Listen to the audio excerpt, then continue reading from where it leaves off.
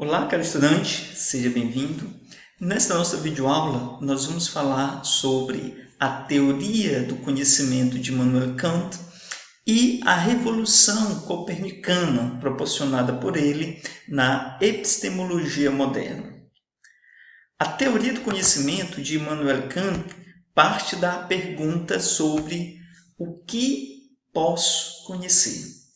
Essa pergunta faz parte do conjunto de perguntas que resumem, na filosofia de Immanuel Kant, a questão sobre o que é o ser humano, aquilo que ele pode conhecer, o que ele deve fazer, ou seja, as possibilidades da ação moral e também aquilo que o ser humano pode esperar. Partindo do pressuposto fundamental sobre a questão do que é possível para o ser humano conhecer, Immanuel Kant desenvolveu a sua epistemologia promovendo o que ele mesmo chamou de revolução copernicana na teoria do conhecimento. E por que revolução copernicana na teoria do conhecimento? Todos nós conhecemos a revolução proporcionada pelo astrônomo, físico, matemático, filósofo italiano Nicolau Copérnico. Enquanto se dizia que a Terra estava no centro do universo e que todos os outros astros, incluindo o Sol, giravam em torno dele, Nicolau Copérnico propôs a teoria do chamado heliocentrismo, ou seja, a hipótese de que fosse o Sol que estivesse parado no centro do universo e que os outros astros, inclusive a Terra, estaria girando em torno dele.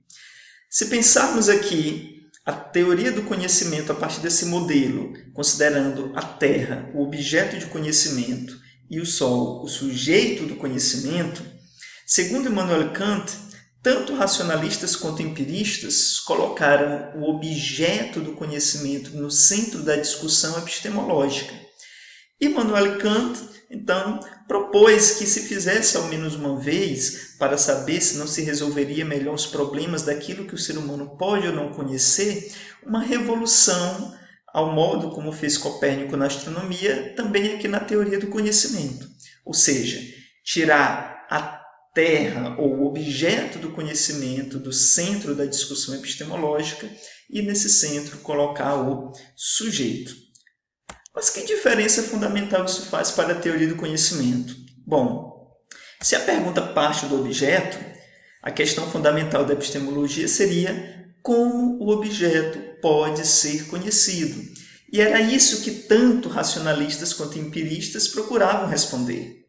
Para racionalistas, para que eu pudesse conhecer o objeto do conhecimento, ele deveria ser um objeto de razão, ou seja, apreendido pelas estruturas puras da razão. Por isso que o grande modelo para os racionalistas eram os modelos matemáticos. Por quê? Porque os objetos matemáticos só possuem realidade ideal, ou seja, não existem na experiência. Para os empiristas, para que o objeto se tornasse objeto de conhecimento, ele precisaria ser intuído pelas formas empíricas da nossa sensibilidade, ou seja, nós deveríamos aprender o objeto por meio dos sentidos. E aí eu deveria dizer como o objeto está constituído ou está formado para poder ser ou apreendido pela razão ou apreendido pela experiência. Retirando o objeto do centro da discussão e colocando o sujeito, a pergunta passa a ser não mais pelo objeto, mas pelo sujeito. Ou seja, a questão fundamental da epistemologia kantiana é como o sujeito pode conhecer. Então, a pergunta fundamental da epistemologia moderna seria, para Immanuel Kant, não partir da estrutura do objeto, mas do sujeito. Não perguntar pelo objeto, mas perguntar pelo sujeito do conhecimento. Daí aquela pergunta inicial, o que posso conhecer? Mas para Kant, racionalistas e empiristas já teriam dado passos importantes na definição daquilo que é possível o ser humano conhecer. Immanuel Kant concordaria com os empiristas ao dizer que não é possível conhecimento sem experiência, algo que Kant herdou sobretudo da epistemologia de David Hume, ao dizer que nossa mente não seria capaz, a nossa razão não seria capaz de dar nenhum salto além da experiência na produção do conhecimento. Mas, para Immanuel Kant, a experiência nos forneceria apenas o conteúdo, a matéria do conhecimento, aquilo mesmo que seria o objeto do conhecimento. Já os racionalistas, segundo ele, estariam certos ao dizer que a razão garantiria os princípios seguros para o conhecimento. Ou seja, a razão estaria constituída de forma tal que a evidência do conhecimento seria dada pela própria capacidade da razão de conhecer. Por isso, para Kant, a razão ofereceria a forma do conhecimento, né? Ou seja, a estrutura a partir da qual seria possível ao ser humano conhecer. E para Kant, todo conhecimento possui conteúdo e possui uma forma, mas é a forma que define o conteúdo e não o contrário, ou seja, são as formas que o ser humano possui para conhecer que vai definir, delimitar o seu objeto de conhecimento. Isso quer dizer que, para Immanuel Kant, os limites do conhecimento não são estabelecidos pela forma de apreensão ou de apresentação do objeto. Os limites do conhecimento são estabelecidos pelas próprias condições que o sujeito possui para conhecer. Ou seja, aquilo que o ser humano pode conhecer depende da forma do conhecimento e não do conteúdo do conhecimento. Se substituirmos as palavras forma e conteúdo por ideia e matéria, nós diríamos que, para Immanuel Kant, o conhecimento depende da ideia do conhecimento e não da matéria do conhecimento. Eis porque Immanuel Kant inicia na tradição moderna o chamado idealismo alemão. Para o campo do conhecimento, é a ideia ou forma do conhecimento que define e determina aquilo que o ser humano pode ou não conhecer. Ou seja, o próprio objeto de conhecimento depende mais do sujeito do que do próprio aparecimento do objeto. Tendo percebido isso, Immanuel Kant se propôs então a investigar quais seriam as condições de possibilidade para o sujeito conhecer, como o sujeito está constituído de modo tal que permita a ele produzir ou não conhecimento, conhecer ou não alguma coisa a partir da experiência. Immanuel Kant foi investigar então essas formas, essas condições que o sujeito possui para conhecer, antes mesmo do sujeito elaborar um conhecimento, né? Por isso, ele diria que essas condições existem de forma pura, ou seja, a priori no sujeito, antes mesmo de o sujeito fazer qualquer experiência. Aqui está o fundamento do que em Kant se chama de uma filosofia transcendental. É uma filosofia das formas puras ou das condições a priori para. No caso da epistemologia, voltada especificamente para o campo do conhecimento. Ou seja, Immanuel Kant concorda, eu só posso conhecer a partir da experiência, mas antes de fazer experiência, o sujeito tem que estar constituído de modo tal que isso permita a ele fazer ou não experiência. E quais seriam essas condições para poder produzir conhecimento? Kant diria que duas faculdades são raízes, são fundamentais na produção do conhecimento. A primeira delas é a sensibilidade, ou seja, para o sujeito produzir conhecimento, ele precisa intuir os objetos da experiência por meio dos sentidos. A sensibilidade aqui é uma faculdade humana, é a forma que o ser humano possui para intuir. A questão, segundo Immanuel Kant, que esbarraria em uma série de problemas no empirismo, que destaca o papel da sensibilidade na produção do conhecimento, seria que os empiristas investigaram as formas empíricas do conhecimento: tato, olfato, paladar, visão e audição. Se nós, por exemplo, pegarmos o ensaio acerca do entendimento humano de John Locke, veremos como ele explica a maneira como o ser humano constrói, forma, cria ou apreende ideias por meio dos diferentes sentidos. Tato, olfato, paladar, visão e audição, que são as formas empíricas. E por que formas empíricas? Porque esses sentidos só existem, só são possíveis de serem percebidos em relação com o objeto. O nariz só pode cheirar se existirem objetos que exalem cheiro. O ouvido só pode ouvir se existirem objetos que emitem sons. Então, esses elementos, essas formas empíricas da sensibilidade só existem a partir aí da relação com o objeto. E são, por isso, formas empíricas da sensibilidade. Sendo formas empíricas, o conhecimento que nós adquirimos a partir dela pode ser particular e contingente, o que não resolve o problema do conhecimento, que busca justamente a validade universal e necessária daquilo que se conhece. Então, Kant percebeu que, para intuir os objetos, além de possuirmos as formas empíricas, existem duas condições, ou duas formas empíricas para se intuir todo objeto. Essas formas, então, essa sensibilidade nos permite intuir os objetos da experiência de maneira pura, que seriam elas espaço e tempo. Para Immanuel Kant, espaço e tempo não são características das coisas, mas formas puras que o sujeito possui para intuir os objetos da experiência.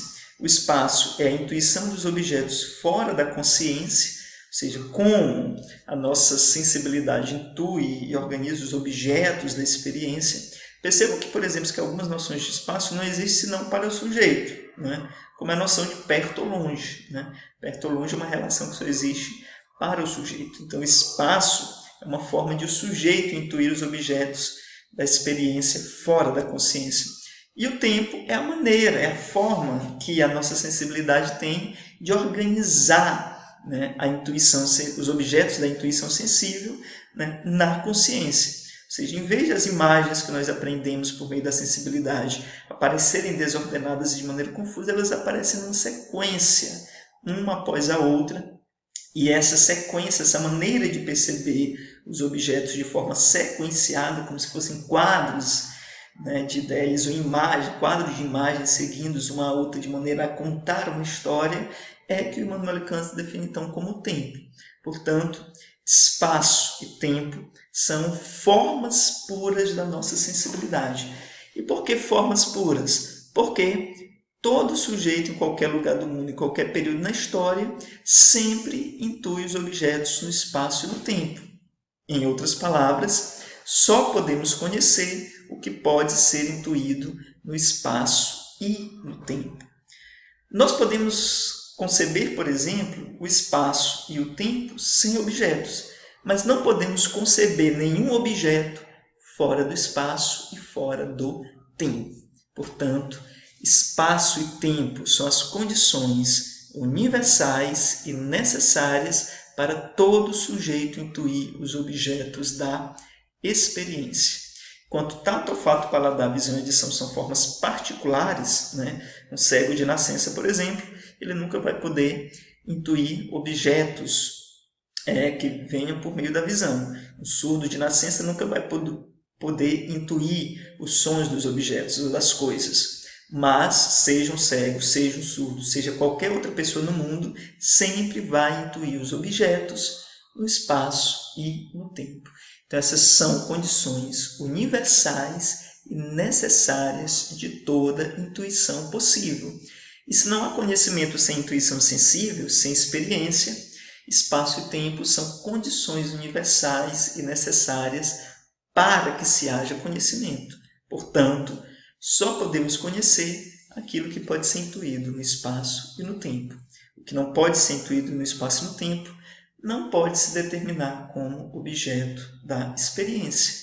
Daí Immanuel Kant reforçar de maneira mais cabal a proposição humeana que diz que nós só conhecemos o fenômeno, nós só conhecemos o objeto da experiência, ou seja, só conhecemos aquilo que pode ser intuído no espaço e no tempo. Portanto, espaço e tempo são as condições de toda intuição possível. Fora disso, não é possível haver o conhecimento. Mas, para Immanuel Kant, se possuirmos somente a faculdade da sensibilidade para intuir os objetos, mas não tivéssemos a capacidade de organizar o material intuído para podermos pensar nele, eles apareceriam para nós como uma massa confusa, caótica de informações. Por isso, outra faculdade fundamental para a produção do conhecimento é a faculdade do entendimento, a qual o Kant também estabelece categorias puras. A faculdade do entendimento é justamente aquela que nos permite pensar os objetos. Então, pela sensibilidade, nós intuímos os objetos da experiência e, pelo entendimento, nós pensamos esses objetos da experiência. A sensibilidade é a faculdade da intuição e o entendimento é a faculdade do pensar. Refere à capacidade que nós temos de pensar os objetos da experiência. E para que nós possamos pensar os objetos da experiência, Immanuel Kant diria, nós já possuímos certas categorias ou conceitos puros. O que é um conceito puro? Um conceito puro é uma forma vazia, destituída de conteúdo. O conceito de cadeira, por exemplo, o conceito de árvore, o conceito de ser humano, são conceitos empíricos que são construídos a partir do objeto da experiência. Mas para que nós possamos formular conceitos, ideias, imagens das coisas no mundo, precisamos antes pensá-las. E nós pensamos as coisas segundo certas categorias, ou seja, a nossa mente já vem preparada com certas categorias sem conteúdo nenhum que nos permite preenchê-las de conteúdo, pensando os objetos intuídos da experiência.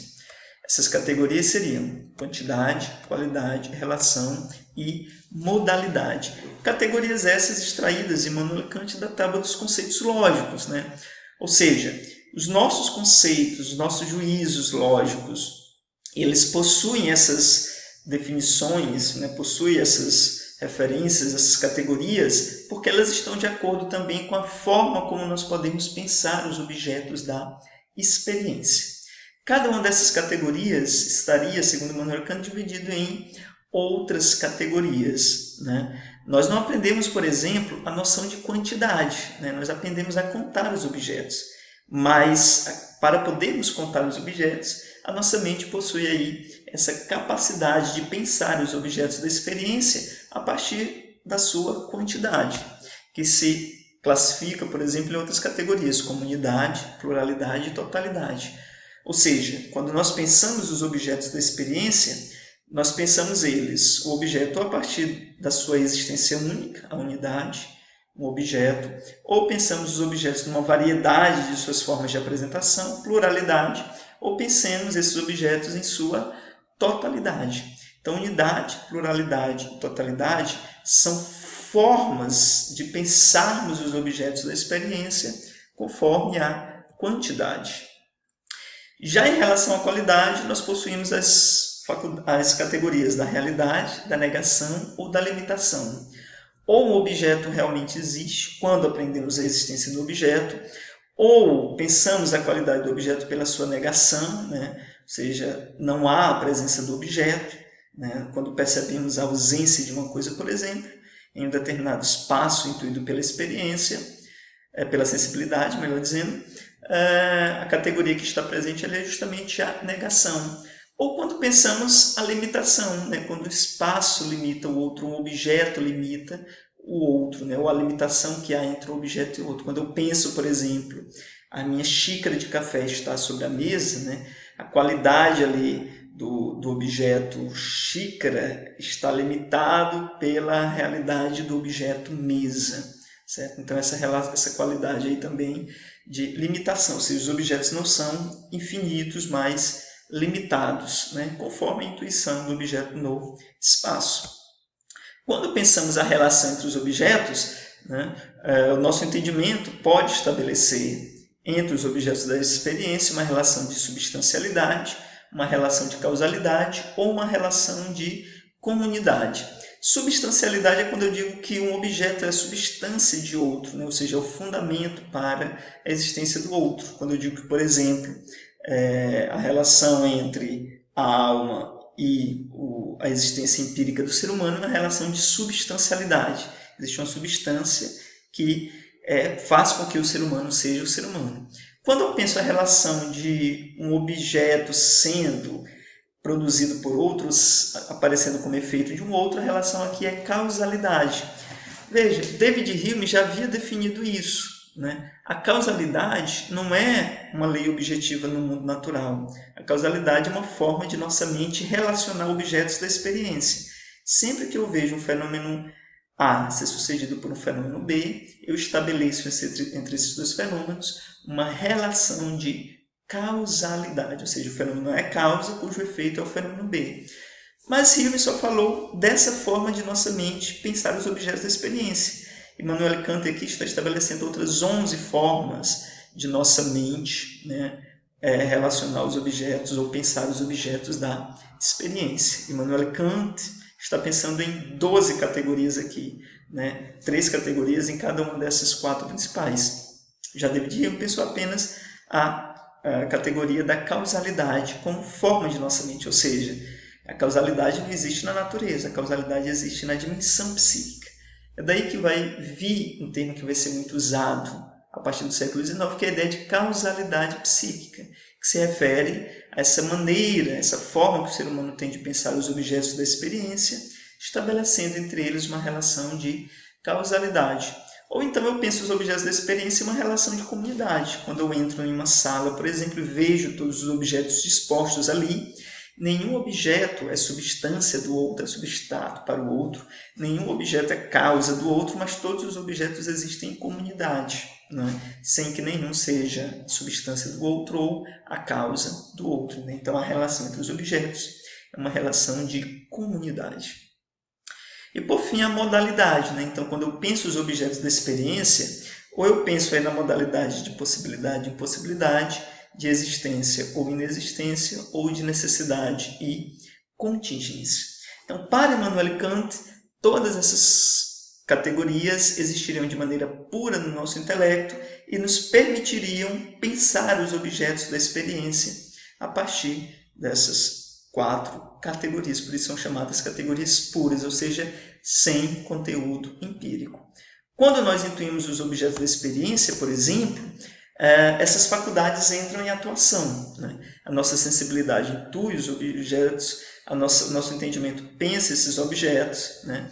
E nós somos capazes de produzir um conhecimento sobre o objeto. No exemplo dado, né, o indivíduo, né, olha, por exemplo, a árvore, objeto natural que existe fora da mente. Essa árvore o Kant chamaria de a árvore ela mesma, né? Aquilo que constitui o substrato que faz com que esse objeto seja de fato árvore.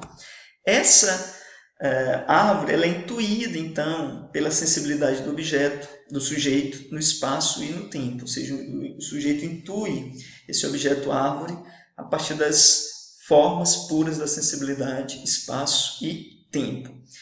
Essa imagenzinha que o sujeito forma a partir da sua sensibilidade, intuindo o objeto no espaço e no tempo, Kant chamou de fenômeno, né? Enquanto a coisa em si, né, a árvore ela mesma, né, ele chamou de númeno, que seria então o objeto incognoscível, ou seja, uma coisa incognoscível, melhor dizendo. Portanto, para Immanuel Kant, o objeto do conhecimento não é aquela árvore real lá fora da mente. O objeto do conhecimento é a imagem que o sujeito forma dessa árvore na mente, que ele chama de fenômeno. A partir daí, o entendimento vai entrar em ação e pensar esse objeto intuído pela sensibilidade a partir das categorias de quantidade, de qualidade, de relação e modalidade, né? A partir da intuição do objeto no espaço e no tempo e da capacidade de pensar esses objetos conforme essas categorias, o sujeito do conhecimento cria uma representação desse objeto, que é o conceito, né? Portanto, nesse caso aqui, o conceito árvore. Então, quando nós falamos da árvore, nós, sujeitos do conhecimento, falamos de árvore, não estamos falando da coisa em si existente no mundo, fora da consciência. Falamos da imagem dessa coisa na consciência. Por isso, para Immanuel Kant, o fenômeno é o objeto de toda experiência possível, né? No espaço e no tempo. E é esse que é, de fato, o objeto cognoscível, né? O objeto do conhecimento para Immanuel Kant não é nunca a coisa ela mesma, mas a representação da coisa, a imagem que nós formulamos dessa coisa a partir da sensibilidade e do entendimento. É a partir daí, por exemplo, que nós podemos formular um juízo sobre esse objeto da experiência. Dizemos, por exemplo, há várias laranjeiras na laranja. Para elaborarmos esse juízo, todas essas categorias precisam entrar em atuação, né? Todas essas faculdades humanas precisam entrar em atuação, né? Por exemplo, quantidade, né? Unidade, uma árvore, pluralidade, várias laranjas. Qualidade, realidade, realmente existe uma árvore, realmente existem várias laranjas. A relação, uma relação de comunidade, quando eu penso a relação entre as laranjas, e uma relação de causalidade, quando eu penso a relação da laranjeira com as laranjas, né?